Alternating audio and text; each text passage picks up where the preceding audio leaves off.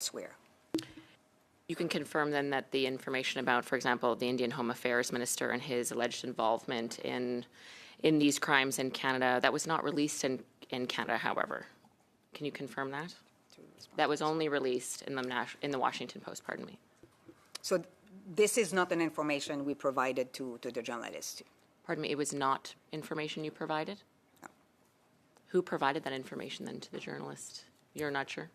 But that was not yourself who provided that information, was it? We did not. Mr. Morrison, can you comment? Did you provide Sure. that information?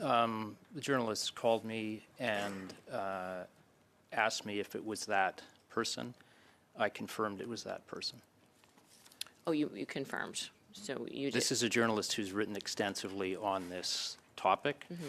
A journalist that has various sources. He asked me if that was one of the people, and I confirmed that it was. Thank you, Mr. Morrison. In that day, you can confirm, both Mr. Drin and Mr. Morrison, that the Prime Minister did not release these information to the Canadian public, but it was released in the Washington Post, correct?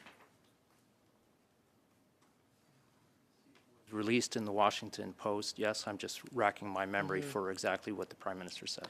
Mr. Rene, you advise the Prime Minister on issues of national security and intelligence, correct? You're the top advisor in Canada, is that correct?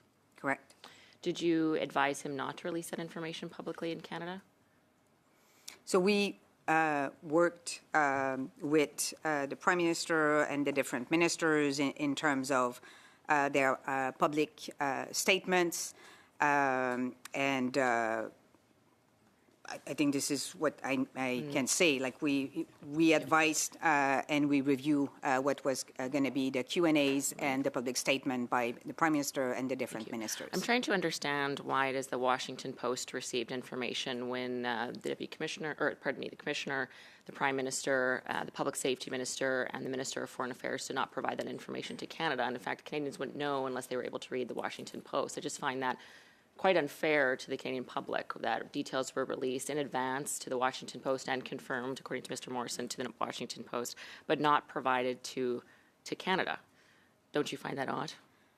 The reason why we offered, as I said in my opening remarks, a background interview to the Washington Post was really to make sure that our side of the story will become clearly and be widely spread, especially at the international level. That was the strategy behind the background interview we gave. Thank you.